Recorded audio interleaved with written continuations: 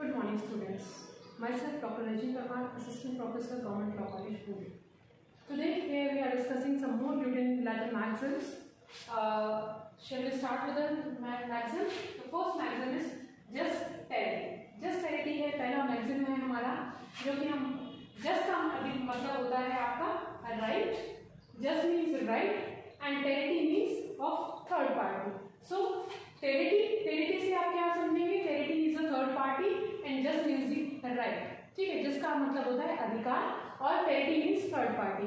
ये जो just terity term है ये आप इससे फेमिलियर होते हैं, आप आपके जूरिस्प्रूडेंस में भी होते हैं या आपके कॉन्ट्रैक्ट ऑफ लॉ में भी होते हैं, जहाँ पे आप बात करते हैं कि आपके जैसे आप डॉक्ट्रिन ऑफ प्रिविटी पढ़ रहे होंगे, जिसमें आता है कि केवल उन्हीं व्यक्तियों का अधिकार होता है, उन्हीं पार्टीज का अधिकार होता है जो कि उस कॉन्ट्रैक्ट से रिलेटेड हैं, दोनों पार्टीज हैं। लेकिन कई बार क्या होता है कि अगर कोई भी प्रत्यय जो है, कोई भी संविदा है, वो किसी थर्ड पर्सन के बेनिफिट में की गई है, किसी माइनर के बेनिफिट में की गई है, तो वो व्यक्ति उसका बेनिफिशियरी है। तो उस व्यक्ति के भी बेनिफिशियरी के राइट्स कहाँ पे अराइज होते हैं? तो वो डॉक्ट्रिन ऑफ प्रिविटी का जो एक्सेप्शन है, वहां पे हम बेनिफिशियरी के राइट्स की बात करते हैं।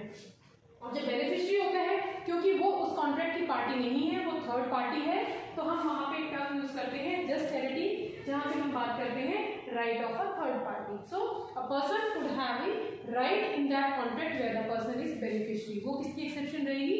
वो डॉक्ट्रिन ऑफ प्रिविटी की एक्सेप्शन रहती है, जहाँ पे कि बेनिफिशियरी के कभी जो है कुछ सिचुएशंस में अधिकार अराइज होते हैं।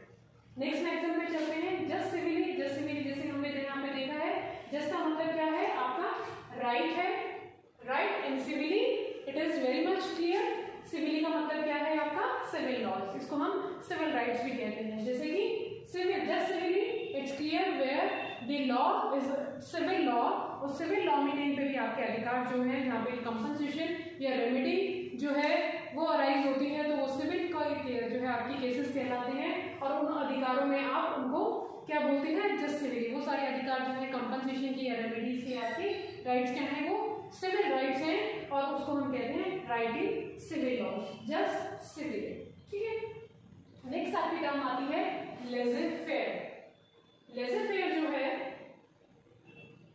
लेज़र फेयर आपकी टर्म जो है जूरिस्प्रूडेंस में आप देखेंगे, उससे जहाँ पे क्या ऐतिहासिक विचारधारा या हिस्टोरिकल स्कूल जो है वो स्टडी करते हैं, तो वहाँ पे एक बार जो है इंडस्ट्रियल रेवोल्यूशन में, रशियन कंट्री में या रशियन रेवोल्यूशन, वहाँ पे आप देखेंगे लेज़र फेयर टर्म यूज होती है कि जहाँ पे कोई भी इंडिविजुअल कोई कृत्य कर रहा है, तो उसकी जो है गवर्नमेंट की इंटरफेरेंस उसमें नहीं होती है। ठीक है, तो ये हम इसका मीनिंग, लेज़र फेयर का मीनिंग देखते हैं। गवर्नमेंट एब्सटेंशन मीन्स कि उसका इंटरफेरेंस वहां पे, उसको प्रतिबद्ध करना, ठीक है ना, कि उसको रोका जाना।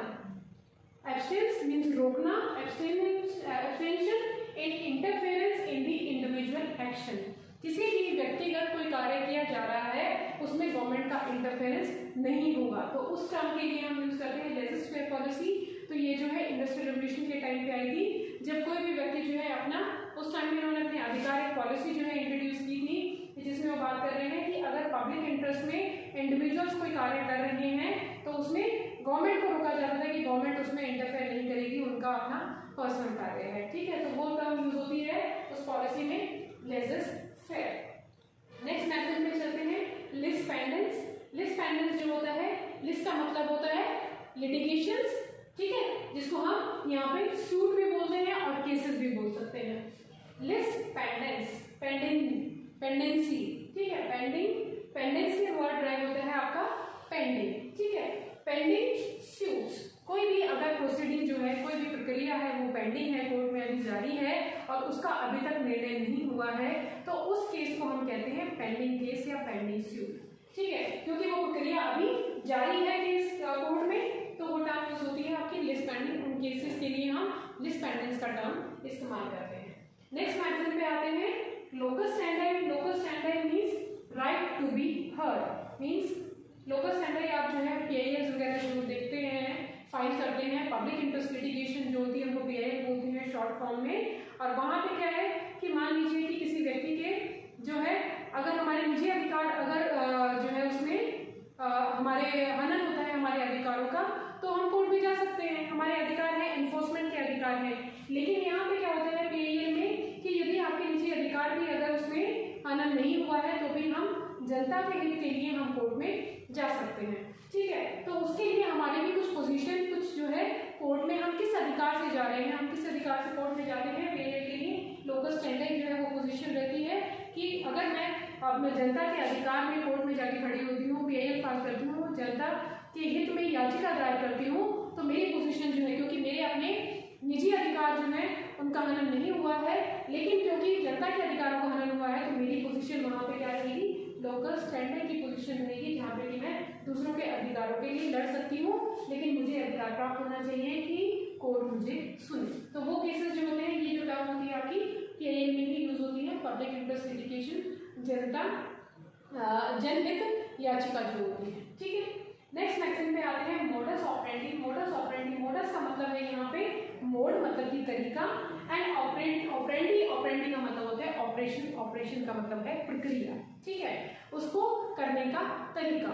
ठीक है, मोड मीन्स किस तरीके से किया गया है, और ऑपरेशन मीन्स उसको एग्जीक्यूट किया गया है, किस तरीके से उसको क्रियान्वित किया गया है, तो उसको हम बोलते हैं मॉडस ऑपरेंडी। मॉडस ऑपरेंडी जो है ये टर्म आप CRPC में भी देखेंगे, या आप जो है कई बार कोर्ट के प्रोसीजर में किसी प्रकार की कोई प्रक्रिया की जाती है और दो प्रक्रियाओं में जो है एक जैसे फैक्ट्स होते हैं, एक जैसे तथ्य होते हैं, या एक तरीके से उसको क्रियान्वित किया गया है, तो हम उसको मोडस ऑपरेंडी बोलते हैं कि दो कार्यों को एक जैसे तरीके से किया जाता है। ठीक है, जैसे कि कोई ऑफेंस भी, कोई अपराध भी किया जा रहा है, तो वो व्यक्ति क्या करता है कि एक अपराध उसमें एक जगह घटित हुआ है और दूसरा अपराध दूसरी जगह घटित हुआ है, तो वो क्या है कि दोनों को करने का तरीका, मान लीजिए मर्डर हुआ है लेकिन करने का तरीका सेम है, तो कहीं ना कहीं आप उसको कोरिलेट करते हैं, क्योंकि मोड जो है उनको उसको अकम्प्लिश करने का, उस एक्ट को करने का, उस ऑफेंस को करने का वो सिमिलर है, तो उसमें आप देखेंगे टर्म यूज करेंगे मॉडस ऑपरेंडी। इसी तरीके से कोर्ट्स के दो प्रक्रियाएं हैं,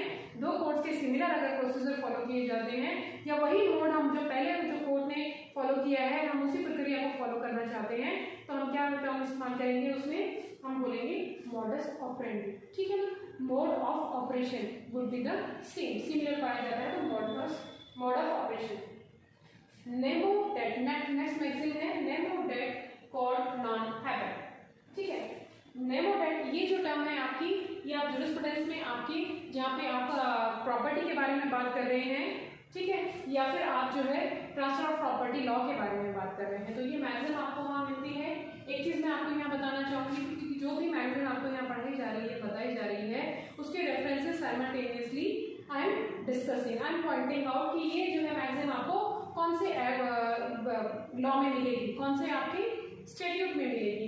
तो आप क्या कीजिएगा, जब भी ये मैगजीन आपको पढ़ रहे हैं तो आप साइमल्टेनियसली उसके रेफरेंसेस वहाँ पे पेन डाउन कर लीजिए, जिससे कि आपको समझने में आसानी रहे, और जहाँ पे भी वो मैगजीन आप पढ़ते हैं, जिस भी एक्ट में पढ़ते हैं या लॉ में पढ़ते हैं, तो अगर आपको मैगजीन का अगर अर्थ नहीं समझ आता है तो आप कंसेप्ट को नहीं समझ सकते हैं। तो इसके लिए जरूरी क्या है कि आप उस मैगजीन का रेफरेंस वहीं पे डालें, उसकी सेंटेंस फॉर्मेशन, उसका यूज उस मैगजीन का कौन से लॉ में हो रहा है, वो आप उसको वहाँ पे ज्यादा अच्छे से समझ सकते हैं जब आप उसका यूज देखते हैं।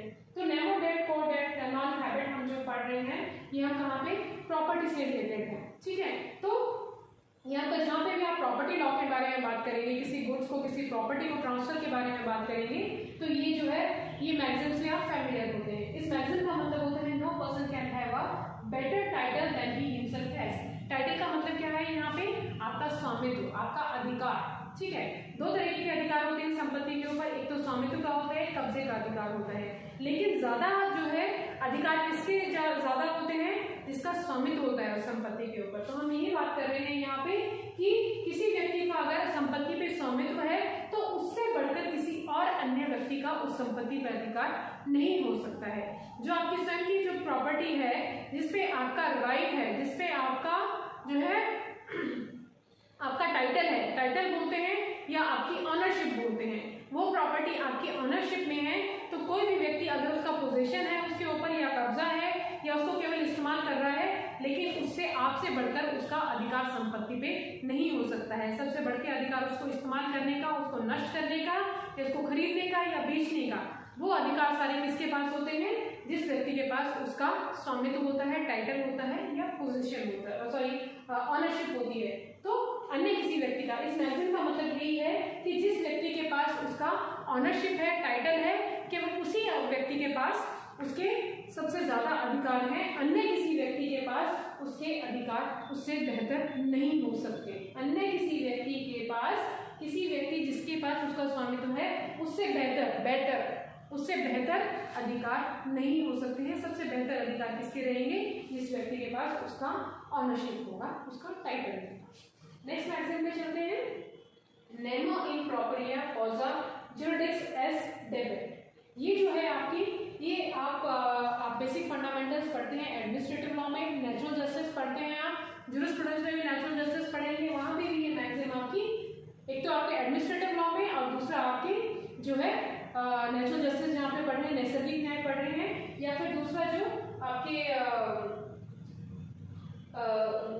जूरिस्प्रूडेंस में, ठीक है। तो इन दोनों में जो है आप जहाँ पे आप इनको पढ़ते हैं, अपने राइट्स को पढ़ते हैं, जूरिस्प्रूडेंस में राइट्स एंड ड्यूटीज पढ़ते हैं, और वहाँ पे आप नेचुरल जस्टिस पढ़ते हैं अपना एडमिनिस्ट्रेटिव लॉ में। तो वहाँ पे आपकी आती है एक राइट है, राइट अगेंस्ट बायसनेस। तो राइट अगेंस्ट बायसनेस जो है वो किस मैक्सिम से क्लियर होता है? इस मैक्सिम से क्लियर होता है जो कि ये कहता है कि no person can be a जज इन हिज ओन कॉज। कोई भी व्यक्ति जिसका कि खुद का कोई रीजन से, किसी इंटरेस्ट से वो उस एक्ट में, उस प्रक्रिया में इन्वॉल्व है, तो वो व्यक्ति जो है उसका जज नहीं हो सकता है। नेमो प्रोपरिया कॉजा, प्रोपरिया पर्सनल कॉज, उसका खुद का, उस पर्सन का कॉज जो है वो इन्वॉल्व है, जुरिडिक्स एस डेबिट। उस पर्सन को उसमें जज होने का कोई अधिकार नहीं है, वो व्यक्ति उसमें जज नहीं हो सकता है। ये आपकी प्रोसीजर में भी अप्लाई होती है चीजें, चाहे वो आप सीआरपीसी की बात कर रहे हैं या सीपीसी की बात कर रहे हैं। यदि व्यक्ति किसी भी प्रकार से उसमें उसका इंटरेस्ट इन्वॉल्व है उस व्यक्ति का, तो वो व्यक्ति उस प्रक्रिया में, उस पर्टिकुलर केस में उसका जज नहीं हो सकता है। अब वो जो प्रक्रिया है वो आपकी क्वाजी जुडिशियल है या वो जुडिशियल है। क्वाजी जुडिशियल किस तरीके से है? जैसे कि कोई डिसिप्लिनरी एक्शन लिया जा रहा है किसी स्कूल में, लेकिन वो क्या है कि प्रिंसिपल के बच्चे के ही अगेंस्ट लिया जा रहा है, तो प्रिंसिपल उस कमेटी का, उस डिसिप्लिन कमेटी का मेंबर या हेड नहीं होगा, क्योंकि उसका खुद का जो है बच्चा उसमें इनडिसिप्लिन एक्ट में इन्वॉल्व है। तो क्या होगा? वो क्वाजी जुडिशियल होती है जहाँ पे एडमिनिस्ट्रेटर्स जो है उसका एक्शन लेते हैं डिसिप्लिनरी कमेटी में, और एक जुडिशियल भी होती है। तो ये मैक्सिम सभी में अप्लाई होती है, whether it's in judicial procedure और a quasi judicial procedure, the person cannot be judged in his own case. Nemo in properia causa, properia causa मतलब खुद का, पर्सन का कॉज है, जुरिडिक्स एस डेबिट, जुरिडिक्स वो उसमें जज नहीं हो सकता है, उसको एक्सक्लूड कर दिया जाएगा उस प्रोसीडिंग से। नेक्स्ट मैक्सिम पे आते हैं, non compos mantis. Non compos mantis, a person is not mentally capable, ठीक है, नॉट ऑफ साउंड माइंड। ये टर्म आपकी जो है साउंड माइंड की, जहाँ पे आप कॉन्ट्रैक्ट लॉ पढ़ते हैं, उसमें एक बेसिक रिक्वायरमेंट है कि कौन व्यक्ति जो है वो एलिजिबल है कॉन्ट्रैक्ट करने के लिए, ठीक है, कैपेबल है। तो उसमें आपका आता है कि person should be major and second is person is of a sound mind. तो वहाँ पे भी आप इसको, इस टर्म को पढ़ते हैं, नॉन कंपोज मेंटिस को। उसके अलावा क्रिमिनल प्रोसीजर जो क्रिमिनल लॉज होते हैं, वहाँ पे भी साउंड माइंड के लिए जो है सारे, अनसाउंड माइंड के लिए स्पेशल डिफेंसेस भी बने हुए हैं, एक्सेप्शंस की कैटेगरी में आते हैं। तो जहाँ पे हम साउंड माइंड जो है, अनसाउंड माइंड की बात करते हैं कि whether the person is able to understand the things और नॉट। अनसाउंडनेस ऑफ माइंड जो है वो आपकी इंटॉक्सिकेशन से भी हो सकती है, ड्रग से भी हो सकती है, लिक्विड से हो सकती है, या naturally a person can be अ न्यूरेटिक और एन इडियट। तो अनसाउंड माइंड अगर कोई व्यक्ति है, तो यहाँ पे जहाँ पे हम उसको कह रहे हैं कि the person is of not of sound mind, वो आपका जो है उसका चित्त जो है वो प्रॉपर नहीं है, सही नहीं है, वो किसी भी कार्य को, किसी भी विधि को समझ नहीं सकता है, the person is of unsound mind. तो वहाँ पे आप टर्म यूज करते हैं नॉन कंपोज मेंटिस, ठीक है। तो ये टर्म जो है आपकी क्रिमिनल लॉ में, आईपीसी में भी आती है आपकी, या कॉन्ट्रैक्ट में भी जहाँ अनसाउंड माइंड पर्सन की बात करते हैं तो वहाँ पे भी आती है, या क्रिमिनल प्रोसीजर में आप कुछ बेनिफिट्स देते हैं अनसाउंड माइंड को, तो वहाँ पे भी आप क्या टर्म यूज करते हैं? Non compos mentis. The person is not able to understand the things, the person is of unsound mind, ठीक है, not of sound mind. Next maxim आती है न्यूटन पैक्टम। न्यूटन पैक्टम जो है, न्यूटन का मतलब होता है विदाउट और पैक्टम का मतलब होता है कंसिडरेशन। कंसिडरेशन मीन्स आपस में जो लेन देन होता है उसको हम कंसिडरेशन बोलते हैं। ये टर्म आपकी कंसिडरेशन आपकी कॉन्ट्रैक्ट लॉ में ही आती है, जहाँ पे कि आप कोई भी आपने कोई संविदा की है तो संविदा में क्या होता है कि एक एग्रीमेंट होता है जिसमें आप कुछ उसको करके देते हैं, बदले में वो पैसा देता है, या आप उसको पैसे देते हैं, बदले में वो कॉन्ट्रैक्ट को परफॉर्म करके देता है। लेकिन जहाँ पे कोई भी कंसिडरेशन नहीं है, बदले में कुछ भी नहीं किया जा रहा है, तो वो कहलाता है विदाउट कंसिडरेशन। जैसे कि कोई गिफ्ट होती है, कोई उपहार होता है, किसी व्यक्ति को दिया जाता है, किसी बच्चे को दिया जाता है, या किसी फैमिली मेंबर को देते हैं, तो बदले में उसका कंसिडरेशन नहीं लेते हैं, उसके पैसे नहीं लिए जाते हैं, या बदले में कोई परफॉर्मेंस नहीं की जाती है। तो गिफ्ट डीड जो होती है, या कोई गिफ्ट उपहार होता है, वो विदाउट कंसिडरेशन होता है, तो that would called as a nudum pactum, कि वो जो है वो आपका जो एग्रीमेंट हुआ है या आपने जो लेन देन किया है वो विदाउट कंसिडरेशन किया है। ठीक है ना। तो ये जो चीज़ें होती हैं आपकी न्यूडम पैक्टम टर्म यूज होती है वहाँ पे, जहाँ पे कि आपको जो है कंसिडरेशन नहीं देना है। लव एंड अफेक्शन के अंदर में या गिफ्ट में यदि कुछ भी किया जाता है, म्यूचुअल रिलेशनशिप में कुछ किया जाता है, तो वो जो है जिसमें कंसिडरेशन नहीं दी जाती है, विदाउट कंसिडरेशन होता है, तो उसको न्यूडम पैक्टम समझते हैं। ठीक है ना। This much for today, we will meet with some new Latin magazines in the next class. Thank you so much.